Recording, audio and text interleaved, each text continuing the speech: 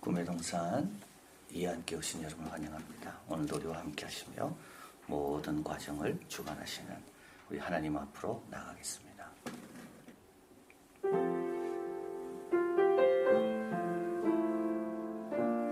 그러므로 너희 담대함을 버리지 말라. 이것이 큰 상을 얻느니라. 너희에게 인내가 필요함은 너희가 하나님의 뜻을 행한 후에 약속을 받기 위함이라. 오직 나의 의인은 믿음으로 말미암아 살리라.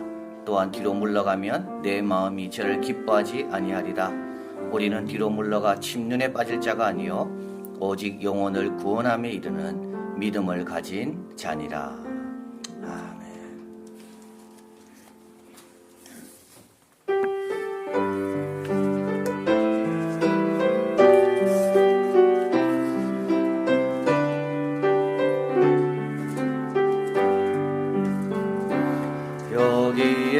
여기에 모인 우리 주의 은총 받은 자여라. 주께서 이 자리에 함께 계심을 아노라. 언제나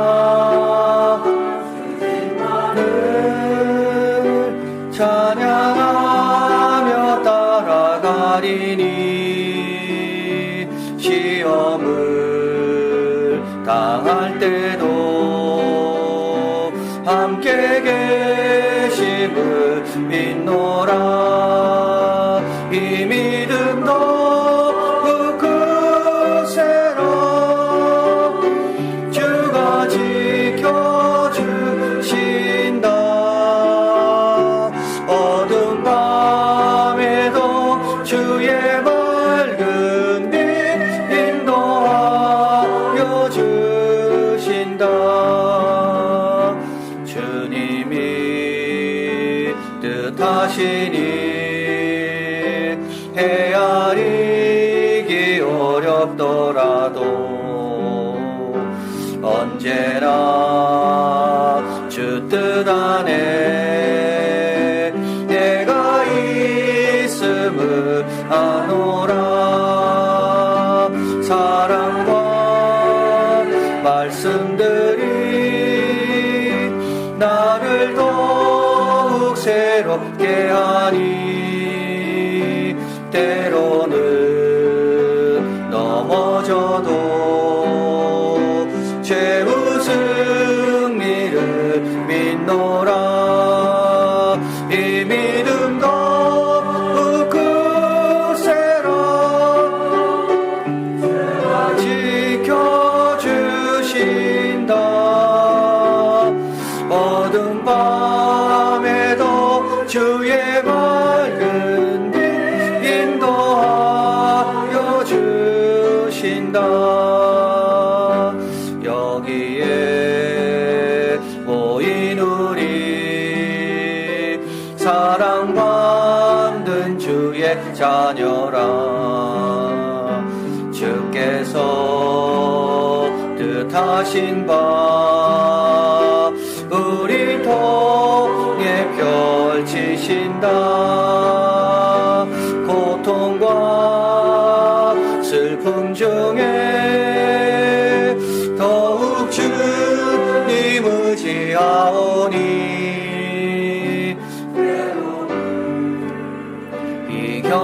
이겨내고 주님 더욱 찬양하라. 이 믿음도 굳세라. 주가 지켜주신다. 어두운 밤에도 주의 밝은 빛 인도하여 주신다. 아멘. 하나님 감사합니다. 여호와가 나의 목자이기 때문에 부족함이 없습니다. 그 하나 때문에 부족함이 없습니다. 환경이고 여건이 좋아서 부족함이 없는 게 아닙니다. 우리 목자 대신 하나님이 계시기 때문에 부족함이 없습니다. 어두워도 괜찮습니다. 빛과 어둠을 창조하신 그분이 내 아버지여 우리와 함께 하시기 때문입니다. 오늘도 주의 사랑받는 자녀들이 이 자리에 함께 나왔습니다. 오늘도 이 믿음 더욱 굳세라. 다른 방법이 어디 있겠습니까? 도망가는 것이 방법이 아니고, 피하는 것이 방법이 아니고, 모른 척하는 것이 방법이 아니고, 맞서야 되는데, 주님, 맞서기 위해서 우리에게 필요한 것은 믿음밖에 없습니다. 오늘 이 자리에 참석한 한 사람 한 사람 이 믿음 더욱 굳세게 도와주셔서 겨자씨 할 만한 믿음으로 산을 옮기고 맡긴 사명 감당하는 믿음의 종들, 천국의 열쇠를 마음껏 사용할 수 있는 믿음의 종들, 내 교회를 이 고백에 세우겠다는 주님의 교회가 되는 우리 이한교회 믿음의 종들 다 되게 하여 주시옵소서. 오늘도 참석한 한 분 한 분들 하나님 기대하는 마음으로 또 복종하는 마음으로 나왔습니다. 주님께서 오라고 하신 데는 이유가 있을 겁니다. 오늘도 병도 고침받고 배부름도 체험하고 주님께서 생각 이상의 것들로 채우시는 것을 다 경험하고 주님께 영광 돌리며 찬양하는 이 귀한 예배 시간 되게 하여 주시옵소서. 오늘도 또 우리 학생들을 위한 말씀이 있습니다. 또 귀한 찬양이 준비되어 있습니다. 다 사용하여 주시고 우리 아이들 믿음의 끈 놓지 않고 이 가운데서 믿음을 잘 지켜내는 귀한 또 말씀이 선포되고 찬양으로 힘을 얻고 위로받고 오늘 이 예배 시간 주님과 함께하는 복된 시간 되게 하여 주시옵소서. 예수 그리스도 이름으로 기도하옵나이다. 아멘.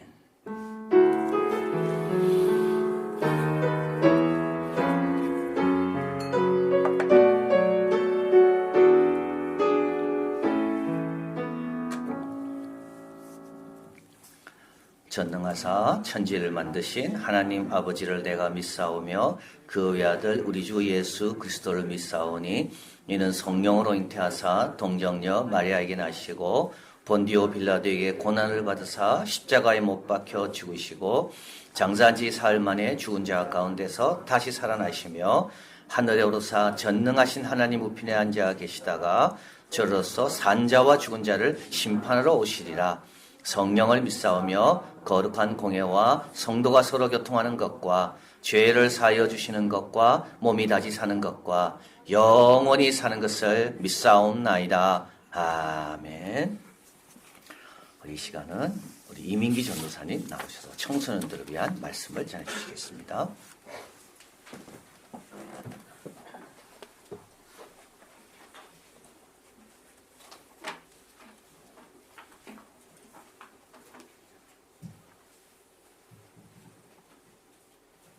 네, 우리가 염려와 불안 속에 있는 순간에도 여전히 성례하고 계시는 우리 하나님의 은혜와 평화가 우리 중학생들 그리고 고등학생들 그리고 여기 모여서 함께 예배드리는 교우 여러분 모두와 함께 하셨으면 좋겠습니다. 오늘 우리 매일 성경 본문은 에스겔 43장 5절에서 9절입니다. 이 본문은 역사의 주인이신 하나님께서 우리 가운데 영원히 사실 것이다 이렇게 희망을 선포하는 본문입니다. 에스겔은 기원전 6세기 초반에 활동했던 남유다 왕국 출신의 예언자였습니다. 잠깐 이 역사 이야기를 짧게 할 텐데요. 기원전 597년에 바벨론 제국이 남유다 왕국의 마지막 즈음에 오는 왕 여호야긴 왕과 그리고 귀족들을 중심으로 인지를 잡아가게 됩니다. 그때 예루살렘에서 제사장으로 활동하고 있던 에스겔도 그 인질의 그 무리에 포함되어 있었습니다. 그래서 바벨론으로 이주하게 되었습니다. 기원전 593년쯤에 이제 여호와 하나님의 소명을 받았고 예언자로 사역하기 시작했습니다. 그리고 5년이 지나서 587년쯤 바벨론이 예루살렘 성전을 파괴시키고 남유다 왕국을 완전히 멸망시키고 많은 유다인들이 이제 메소포타미아 지역으로 포로로 잡혀가게 되었습니다. 에스겔은 이런 상황 속에서 바벨론에 잡혀온 남유다 출신의 인질들과 포로들을 위해서 사역한 예언자입니다. 유다인들은 어떤 마음이었을까요? 상상을 해보면 정성스럽게 꾸려가던 우리 일상의 세계가 무너지는 경험을 했을 테고 불안과 절망에 가까이 다가서고 있었을 것 같습니다. 에스겔 11장은 하나님의 영광이 예루살렘 성전으로부터 떠나가는 것 같은 장면을 보여줍니다. 에스겔 11장 22절에서 24절입니다. 때에 그룹들이 날개를 드는데 바퀴도 그 곁에 섰고 이스라엘 하나님의 영광도 그 위에 덮였더니 여호와의 영광이 성읍 중에서부터 올라가서 성읍 동편 산에 머물고 주의 신이 나를 들어 하나님의 신의 이상 중에 데리고 갈대아에 있는 사로잡힌 자 중에 이르시더니 내가 보는 이상이 나를 떠난지라. 이 장면은 바벨론의 포로 생활을 하던 유다인들의 상황을 보여주는 것만 같습니다. 하나님의 영광이 예루살렘 성읍으로부터 떠서 동쪽에 있는 올리브산으로 떠나가고 점점 이렇게 멀리 가는 그런 장면. 하나님의 영광이 떠났고 그 영광과 백성들의 삶은 분리되어 있는 것 같았습니다. 하지만 오늘 본문에서 하나님은 에스겔에게 구원을 이야기하고 계십니다. 에스겔 43장 5절입니다. 성신이 나를 들어 안뜰에 들어가시기로 내가 보니 여호와의 영광이 전에 가득하더라. 하나님은 예언자 에스겔에게 지금 시각적인 이미지를 하나 보여주셨습니다. 에스겔은 어디에 있죠? 지금 현재 바벨론 제국의 포로로 잡혀가 있는 상황이죠. 그런데 하나님의 성령이 에스겔을 예루살렘 성전의 안뜰로 데리고 가셨습니다. 그리고 에스겔은 거기에 하나님의 영광이 가득 차 있는 그런 그림을 보고 있습니다. 성전을 떠났던 하나님의 영광이 하나님의 약속 안에서 다시 성전 안으로 돌아오고 있는 장면입니다. 하나님은 바로 이어서 다른 이미지도 보여주셨는데요. 이제는 귀로 들리는 청각적인 이미지입니다. 에스겔 43장 6절에서 9절입니다. 들은즉 누구인지 전에서 내게 말하더니 사람이 내 곁에 서서 내게 이르시되 인자야 이는 내 보좌의 처소 내 발을 두는 처소 내가 이스라엘 족속 가운데 영원히 거할 곳이라. 이스라엘 족속 곧 그들과 그 왕들이 음란히 행하며 그 죽은 왕들의 시체로 다시는 내 거룩한 이름을 더럽히지 아니하리라. 그들이 그 문지방을 내 문지방 곁에 두며 그 문설주를 내 문설주 곁에 두어서 그들과 나 사이에 겨우 한 담이 막히게 하였고 또 그 행하는 그 가증한 일로 내 거룩한 이름을 더럽혔으므로 내가 노하여 멸하였거니와 이제는 그들이 그 음란과 그 왕들의 시체를 내게서 멀리 제하여 버려야 할 것이라. 그리하면 내가 영원토록 그들의 가운데 거하리라. 긴 이 말씀인데 하나님이 에스겔에게 들려주는 말씀입니다. 하나님은 에스겔을 인자야 라고 부르시면서 예루살렘 성전을 내가 영원히 거주할 곳으로 바꾸겠다, 삼겠다 이렇게 하셨습니다. 하지만 이 약속에는 요구사항이 있었습니다. 하나님의 사람들이 하나님의 거룩한 이름을 더럽히는 그 행동으로부터 돌이켜야 한다, 회개해야 한다, 이 요구였습니다. 7절을 보시면 이스라엘 사람들이 음란히 행하였다는 것, 이것은 하나님께 대한 충성심이 희미해지고 그 충성의 마음이 나누어졌다 이 말씀이고요.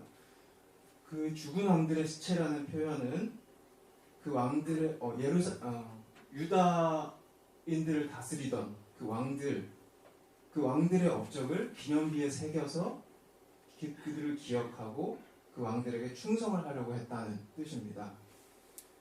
또 8절에 보시면 그 문지방, 그 문설주라는 표현이 나오는데 왕궁의 문지방, 문설주이고 또 8절에 있는 내 문지방, 내 문설주는 하나님의 입장에서 예루살렘 성전의 문지방, 문설주를 말합니다. 그러므로 그들과 나 사이에 겨우 한 담이 막히게 하였다. 이렇게 하나님이 말씀하시는 것은 왕궁과 성전을 거의 구별하지 않고 왕들의 권위와 하나님의 권위를 거의 같은 것으로 간주했다는 것입니다. 하나님은 이러한 태도를, 이러한 행위를 당신의 이름을 더럽히는 것이다 라고 여기면서 비판하시고 있습니다. 하나님은 왕들, 그러니까 우리 사람들의 열정과 정성을 통해서 역사하기도 하시지만 그 왕들도 인간이기 때문에 그들을 무한히 초월하시는 분이기 때문입니다. 그러므로 여러분, 우리는 이 하나님 앞에서 항상 겸손할 수밖에 없습니다. 그것이 오늘 에스겔이 보여주는 하나님께서 우리한테 요구하시는 태도입니다.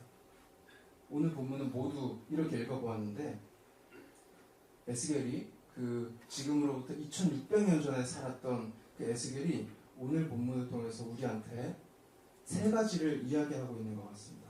첫 번째, 기독교인의 끝은 절망이 아니고 희망입니다. 하나님의 영광이 떠나갔지만 바벨론의 인질과 포로로 생활하고 있지만 하나님은 그 순간에도 일하고 계신다. 부활절의 메시지가 우리한테 보여줬던 것처럼 하나님은 지금도 역사를 주관하고 계신다. 이것을 우리에게 알려줍니다. 두 번째는 기독교인은 우리 하나님 가장 크고 높으신 분 앞에서 항상 겸손할 수밖에 없다. 이 이야기입니다. 왕궁의 지혜가 있고 왕궁의 힘이 있지만 그것들은 하나님의 지혜와 힘을 완전하게 파악하거나 대표할 수는 없다는 것입니다. 우리는 우리가 할 수 있는 범위 안에서는 열심히 노력하지만 우리에게 요청되는 영적인 예민함을 가져야겠습니다. 하나님 앞에서 겸손함을 항상 잃지 않고 유지해야 되겠습니다. 마지막 세 번째는 기독교인은 하나님의 영광이 충만히 거하시는 곳에 우리가 함께 있어야 한다는 이야기입니다. 하나님이 계시는 곳, 하나님의 영광이 머무는 곳, 그곳에서 우리가 살아갈 때 우리는 무엇을 보게 될까요? 우리가 불안하고 염려가 되는 일들이 아주 많지만 거의 셀 수 없이 많지만 그 속에서도 일하고 계시는 하나님에 대한 신앙을 배우게 됩니다. 우리는 하나님 앞에서 나를 계속 반성하고 겸손하게 하나님 앞에서 살아가게 됩니다. 코로나로 인해서 우리 일상이 많이 변했고 이 영향은 참 우리의 삶을 많이 바꾸어 놓았지만 그리고 우리의 학사 일정도 많이 바뀌었지만 그 상황 속에서도 믿음을 지키고 희망을 잃지 않고 겸손하게 또 치열하지만 명랑하게 살아내는 우리 중학생들, 고등학생들 그리고 함께 예배드리는 저와 여러분 모두가 되었으면 좋겠습니다. 기도하겠습니다. 생명의 하나님께서는 십자가 앞에 머무는 이들에게 부활을 경험하게 하십니다. 겨울의 추위 속에 있는 이들에게 봄의 따뜻함을 허락하십니다. 에스겔의 증언처럼 우리에게는 하나님 안에서 희망이 있습니다. 하나님의 영광의 임재 안에 겸손하게 거하는 중학생들, 고등학생들 그리고 주님 앞에 고개 숙인 우리 모두가 되게 해주십시오. 예수님의 이름으로 기도드립니다. 아멘. 아멘.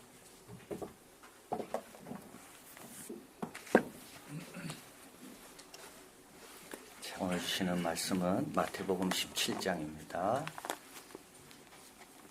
9절에서 20절입니다. 제가 봉독합니다.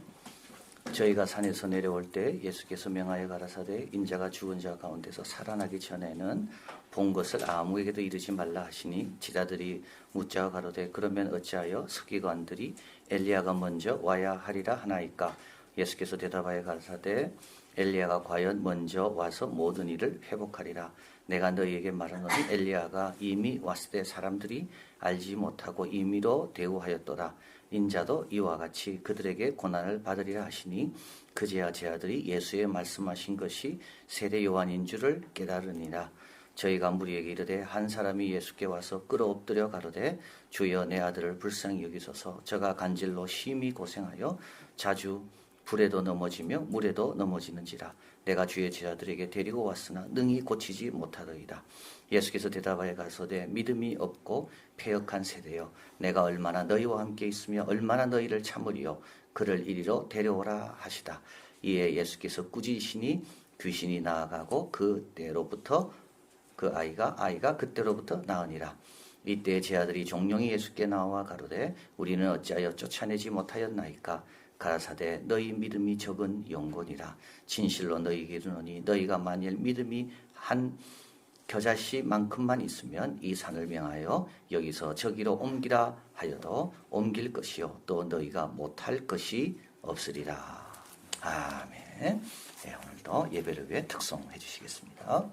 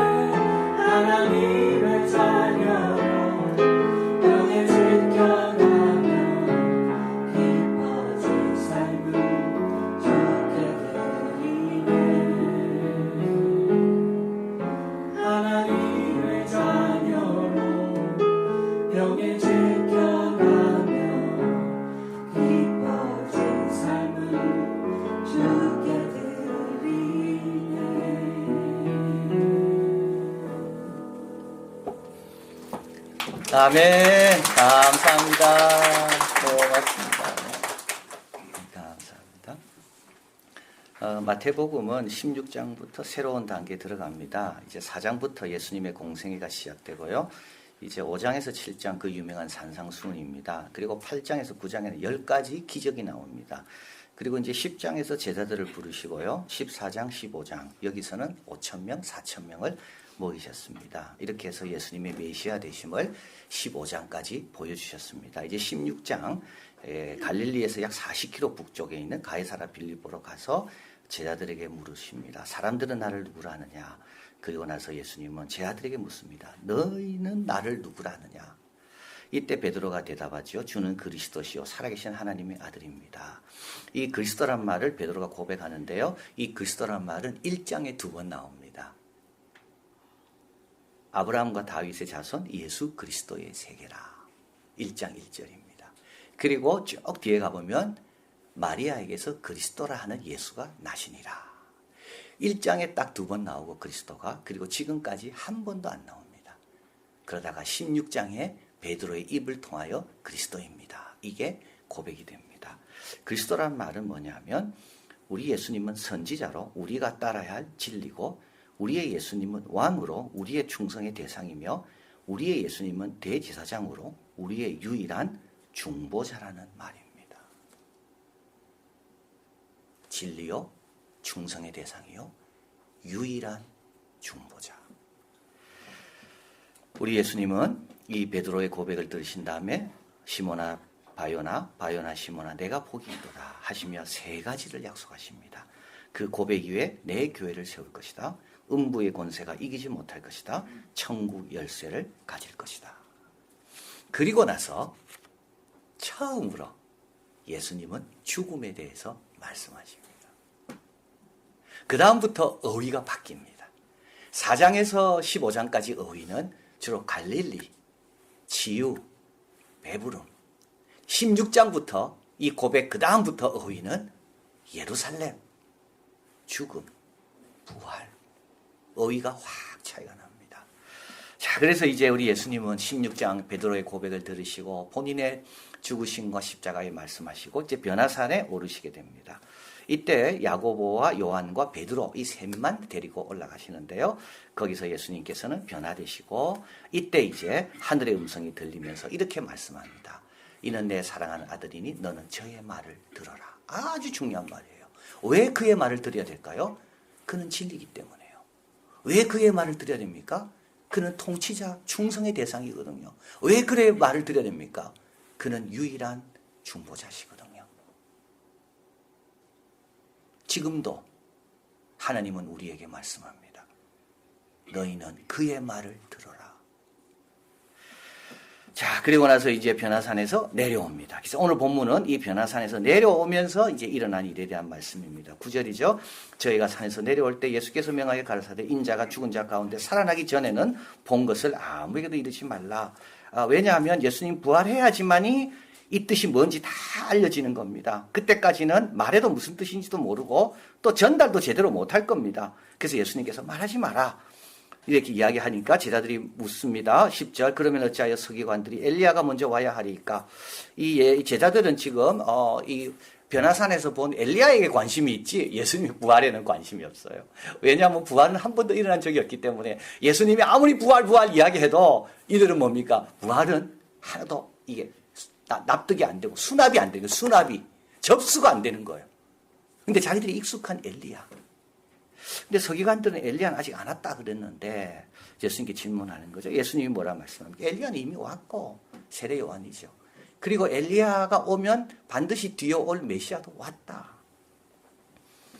12절 내가 너에게 말은 엘리야가 이미 왔고 사람들이 알지 못하고 임의로 되어왔고 인자도 이와 같이 그들에게 고난을 받으리라 하시니라. 그런데 서기관은 뭐라 이야기합니까? 아직 안 왔다고 이야기하는 겁니다. 이런 걸 가리켜서 우리는 전문가의 무지라고 이야기합니다. 아무리 전문가를 할지라도 여러분 3가지가 있으면 절대 알 수 없습니다. 편견, 교만, 두려움.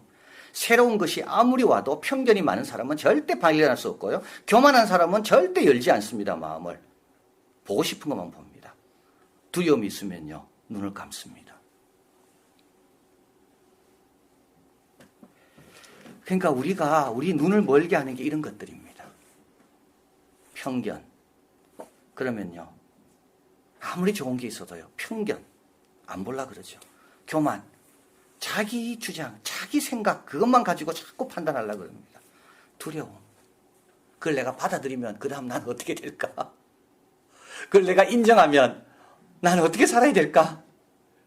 지난 동안 살아온 게 다 있는데 내가 그걸 인정하는 순간 내 삶은 어떻게 될 건가?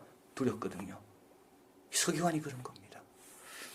자, 그래서 예수님은 이렇게 말합니다. 그들이 소경이고 소경은 또 다른 소경을 인도해서 둘 다 빠지게 한다. 자, 그리고 이제 예수님께서 내려오니까 간질병으로 고생하던 아이 아버지가 나옵니다. 14, 15절 저희가 무리에게 이르되 한 사람이 예수께 와 꿇어 엎드립니다. 그래서 예수님의 그룹이 무리에게 오시고 이때 한 사람이 예수께 와서 엎드립니다. 내 아들을 불쌍히 여기소서. 저가 간질로 심히 고생하여 불에도 넘어지고 물에도 넘어지는 아주 위험한 상황입니다. 그리고 한두 번도 아니고 계속 반복되고 있습니다. 얼마나 심한지. 16절 아주 중요한 내용입니다. 이걸 꼭 기억하셔야 돼요. 내가 주의 제자들에게 데리고 왔으나 능히 고치지 못하더이다. 이 지금 아버지는요, 이 제자들을 주의 제자라고 이야기합니다. 당신이 가리킨 제자가 못 고치고 있습니다. 이 말은 뭡니까? 그럼 당신의 가르침도 문제가 많을 수 있다는 말이거든요. 그런데 이 사람은 주의 제자는 좀 부족해도 당신은 고칠 수 있다고 믿고 주님 앞으로 나오는 겁니다. 이게 무슨 뜻이냐면 제자들은 부족해도 그 스승에 대한 기대는 영향받지 않는다는 겁니다. 성도들은 부족해도 그것 때문에 교회에 오지 않는 것은 아니라는 겁니다. 예수 믿는 사람이 좀 부족해도 그것 때문에 내가 예수님께 가지 않는 게 아니라는 겁니다. 그래서 고친 거예요. 그래서 이 아버지는 아들을 고친 거예요. 아들의 문제를 그래서 해결한 겁니다. 수도원에서 한 수도사가 다른 수도사들 때문에 수도할 수 없다고, 그래서 수도원 원장에게 다른 수도원으로 가겠다고 허락해달라 그럽니다. 그러니까 원장이 그래, 우리가 부족한 것도 많고 다른 수도사들도 부족한 거 많으니까 그래, 다른 수도원으로 아마 가라. 근데 한 가지 내가 부탁하는데 너 가기 전에 이 그릇에 물을 가득 담아서 그 물이 흐르지 않도록 조심하면서 수도원 3바퀴만 좀 돌고 그리고 가라. 그리고 이제 3바퀴 돌았습니다. 그리고 이제 원장이 왔습니다. 원장이 다 돌았습니다. 원장님이 이야기합니다. 그래서 물은 안 떨어졌대요. 물에 집중했으니까. 그래, 그러면 그렇게 3번 돌 동안 다른 수도사들이 말하는 게 들리더냐? 여러분, 들렸을까요? 안 들렸을까요? 안 들립니다. 수도원 원장이 말합니다. 내가 부탁하는데 너 다른 수도원 가서도 오늘 이 교훈을 마음에 삼아라. 네가 뭘 집중해야 될지만 알아라. 거기에만 집중하면 다른 거는 그렇게 중요한 문제가 아니다. 여러분, 목적이 흐려지면 엉뚱한 것에 관심 갖습니다. 간절함과 집중력이 약해지면 엉뚱한 소리가 들립니다. 여러분, 부족한 거 많습니다. 우리 모두. 근데 그게 자꾸 보입니까? 그거는 벌써 나의 간절함과 집중력이 흐려졌다는 증거입니다. 오늘 이 예배를 내가 최선을 다하여 드리라, 이 생각만 하는 사람은 다른 거가 그렇게 중요하지 않습니다. 이 아들을 내가 고치리라, 이 마음만 가진 사람은 다른 사람이 뭘 하든지 중요하지 않습니다. 그래서요, 주의 제자가 못 고쳐도요, 이분은 예수님 발 앞으로 나오는 거예요. 자, 우리 예수님은 주위 사람들을 가여 패역한 세대라고 말합니다. 이제 17절에 믿음이 없고 패역한 세대. 이건 제자들을 향한 것도 아니고 이 아버지를 향한 것도 아니고요. 이거는 그 주위에 둘러싼 사람들을 향해서 말씀하는 겁니다. 그리고 그 아이를 데려오라 하시고 고쳐주십니다. 제자들이 나중에 예수님께 나옵니다. 우리는 왜 못 고쳤습니까? 20절이죠. 너희 믿음이 적은 영고다. 진실로 너희에게 이르노니 너희가 만일 믿음이 한 겨자씨만 있으면 이 산을 명하여 여기서 저 산으로 옮기라 해도 옮길 것이요 너희가 못할 것이 없으리라. 여러분, 여기서 이제 믿음의 새로운 영역이 나옵니다. 어떤 영역이냐면 그동안은 예수님께 가는 자의 믿음이 중요했습니다. 그래서 병자의 믿음이죠. 내가 주님께 가리라. 근데 또 다른 믿음이 있습니다. 교회의 믿음입니다. 예수님만 병 고치는 게 아니거든요. 제자들도 고치거든요. 제자들의 믿음입니다. 부탁하는 사람의 믿음만 아니고요. 부탁을 받는 사람의 믿음인 겁니다.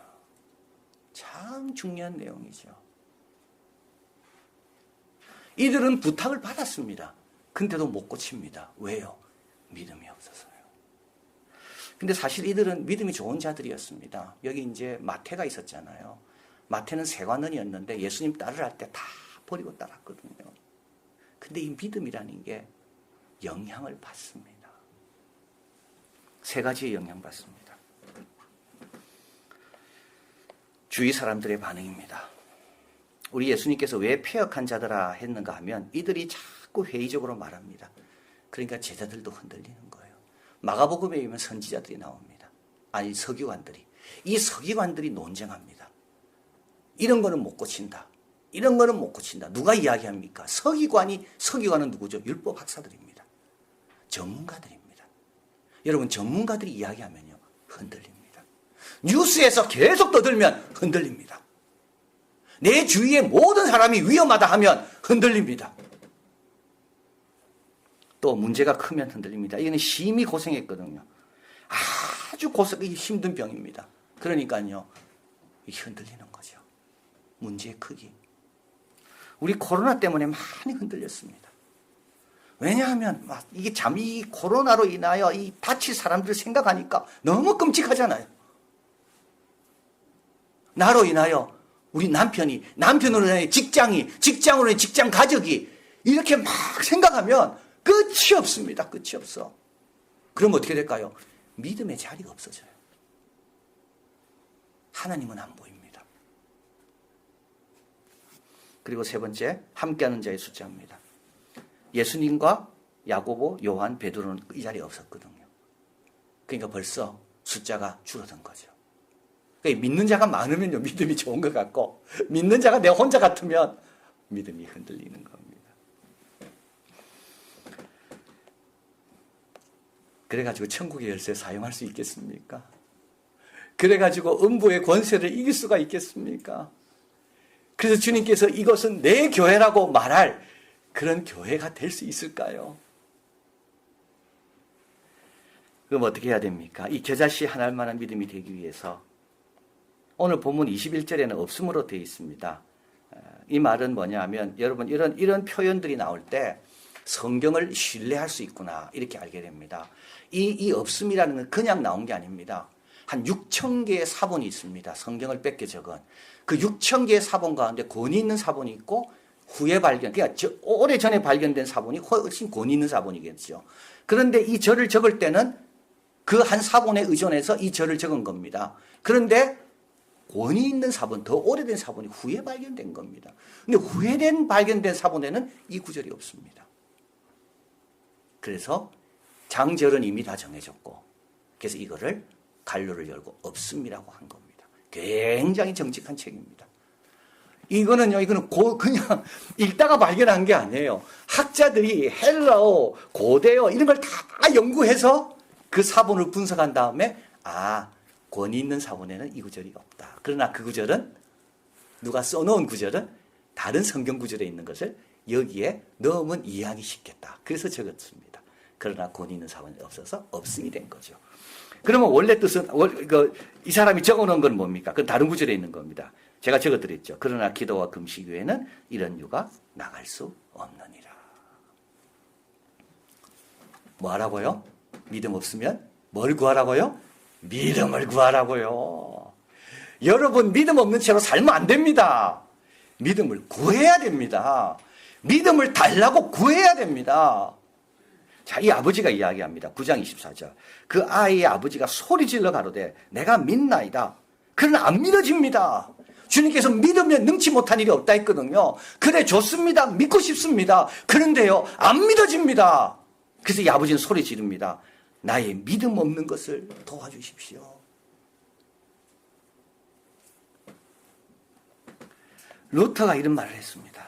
보름스 회의에 참석해서 나는 여기 있습니다. 그런데 다르게 어떻게 할 도리가 없습니다. 나는 답은 압니다.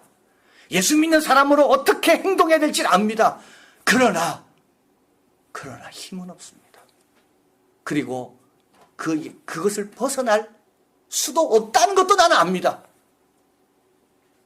그래서 주님께 기도하는 거죠. 나를 도와주소서. 우리 제자들은 예수님 승천하신 다음 기도합니다. 한 마음으로 모여서 간절히 기도했습니다. 이들은 은과 금은 없어도 남에서 안진뱅인 자를 이렇게 세웠습니다. 옥에 갇혔던 베드로를 이들은 기도로 구해냈습니다. 안디옥 교회는 바나바와 사울을 선교사로 파송했습니다. 루터는 죽기 며칠 전에 이날 보름수회 때 자기가 나를 도와주셔서 했던 것을 회상하며 이런 말을 했습니다. 그날 하나님 주신 담대함으로 충만했다.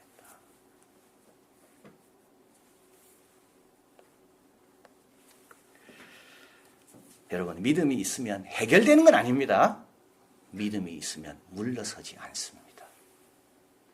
이게 중요한 겁니다. 산과 같은 문제 앞에서, 산과 같은 사명 앞에서 믿음이 있는 사람은 담대해지고 물러서지 않습니다. 이게 중요한 거죠.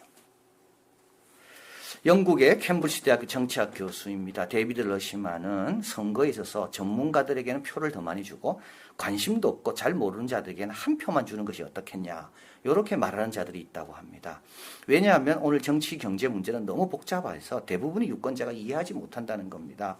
그런데 역사적으로 볼 때 고학력자, 교육을 많이 받은 자들이라고 해도 도덕적, 정치적으로 사고하는 데는 다른 사람들과 별 차이가 없다는 겁니다.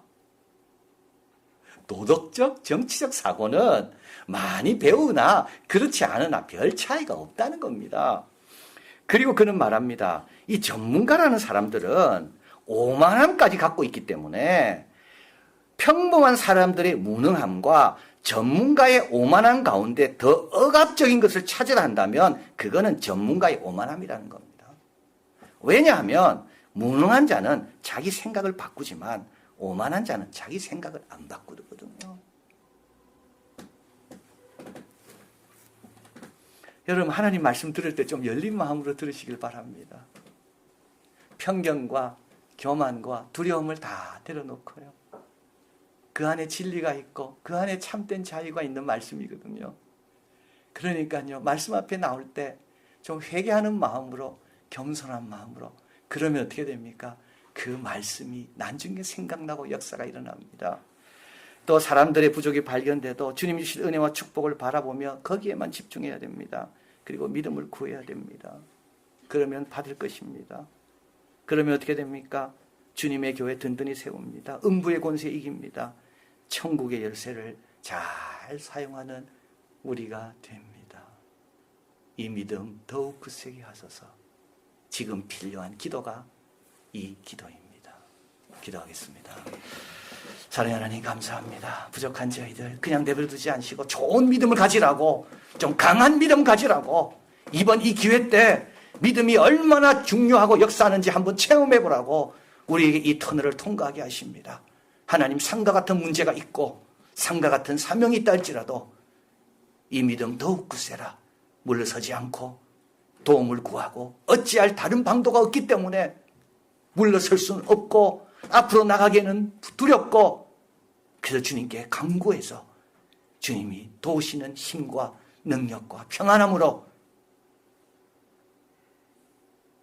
물러서지 않고 영광 돌리며, 그리고 주님께서 맡긴 사명, 천국의 열쇠 잘 사용하고 음부의 권세 이기며 참 주님이 내 교회라고 말씀하실 수 있는 그런 복된 공동체 우리 성도들 다 되게 하여 주시옵소서.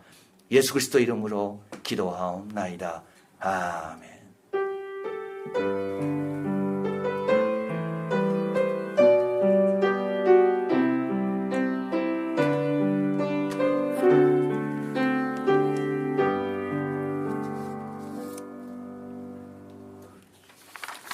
예, 오늘 오신 여러분을 진심으로 환영합니다.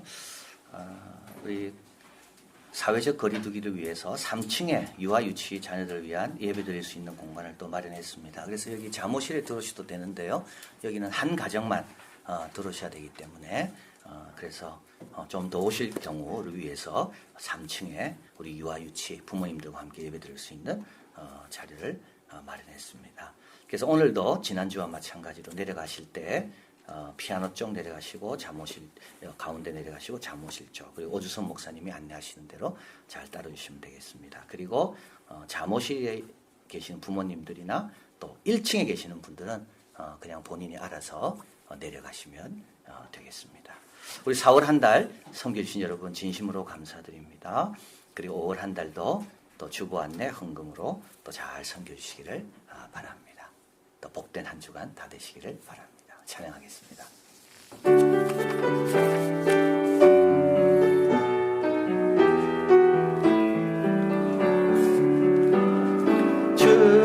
주님께 영광 사망 권세 모두 이기시었네.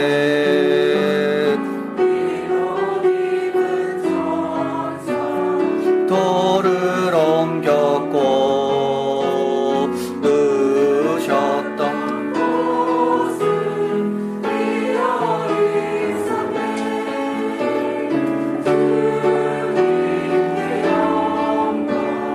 다시 사신 주 사망 권세 모두 이기시었네.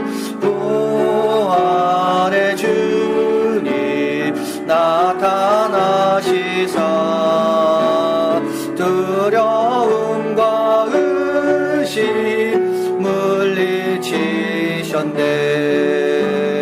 주의 교회 기뻐 찬송하여라. 다시 사신 주님 죽음 이겼네. 주님께 영광 다시 사신 주 사망 권세 모두 이기시었네. 생명의 임금 영광의 주님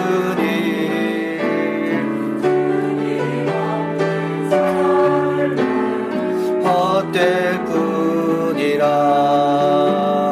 주의 교랑으로 세상 이기고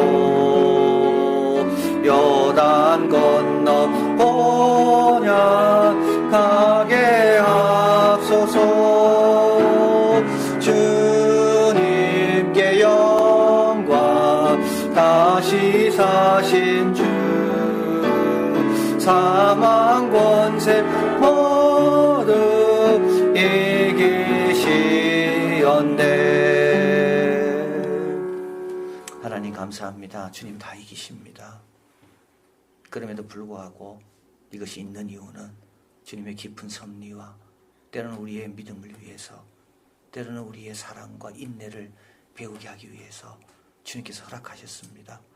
또 이것들로 인하여 또 우리는 더 발전하고 더 좋아지고 또 안 가본 길도 가게 되기 때문에 주님께서 허락하십니다. 주님의 능력 때문이 아니라 주님의 사랑과 지혜 때문이라는 것을 기억하고, 또 어떤 경우에는 우리 죄 때문이라는 것을 늘 기억하고, 우리는 부족하고 형편처지 어려워도 주님을 향한 우리의 믿음과 사랑과 충성은 변치 않고 그저 계속 주님 사랑하고 주님 앞에 엎드리고 주님 말씀 귀를 기울이는 우리가 되게 하여 주시옵소서. 주님은 진리입니다. 주님은 왕이시고 주님은 중보자이십니다. 오늘도 우리는 주의 말씀 듣습니다. 주의 말씀에 의지하여 그물을 내리고, 주의 말씀 의지하여 여리고를 돌고, 주의 말씀 의지하여 원수도 사랑하고, 주의 말씀 의지하여 용서하고, 오늘도 주의 말씀 따라 살고, 그래서 주님 기도하라면 기도하고 겸손하라면 겸손해서 주님께서 우리를 영광스럽게 하시는 그 자리에까지 다 이르는 우리 이한교회 성도들 다 되게 하여 주시옵소서. 우리 초등학교, 중학교, 고등학교 다 이제 온라인으로 개학했습니다. 우리 학생들 한 명 한 명 가정에서 매일 성경으로 주님과 늘 동행하게 하여 주시고 오늘 주신 말씀 그대로 주의 영광이 우리와 함께함을 기억하고 있는 자리에서 겸손하게 주의 말씀 또 예수 믿는 학생답게 기도하게 하시고 또 우리 수고하는 선생님들 또 국가에서 애쓰는 모든 종들 모든 의료진들 사업과 모든 일로 힘들어하는 주의 백성들 다 함께하여 주시사 코로나 이전보다 코로나 이후가 더 복된 우리 대한민국이 되고 이 땅의 백성들 되게 하여 주시옵소서. 사랑하는 성도 여러분, 이제 세상으로 나가십시오. 말씀 앞에 늘 겸손하시고 하나님이 주실 은혜에 집중하며 믿음이 강해지기를 구한다면 깨달음은 더 깊어지고 은혜 안에 늘 거하며 맡겨진 사명 잘 감당하는 자들이 다 될 것입니다. 지금은 우리 주 예수 그리스도의 은혜와 하나님 아버지 크신 사랑과 성령님의 늘 함께 하심이 이 믿음 더욱 세라. 믿음 없는 것을 도와주소서. 강구하여 믿음 안에 거하여 산과 같은 문제, 산과 같은 사명 앞에 물러서지 않고 잘 감당하여 주님이 세운 교회, 주님의 백성다운 모습으로 승리하기를 원하는 한 분 한 분들을 위해 교회 학교 모든 우리 자녀들 가정 위에 대한민국 구석구석과 북한 땅 위에 한 주간에 되어지는 모든 일들 위해 해외 군대에 있는 자녀들 위해 지금부터 영원히 함께 하시기를 간절히 축원하옵나이다. 아멘.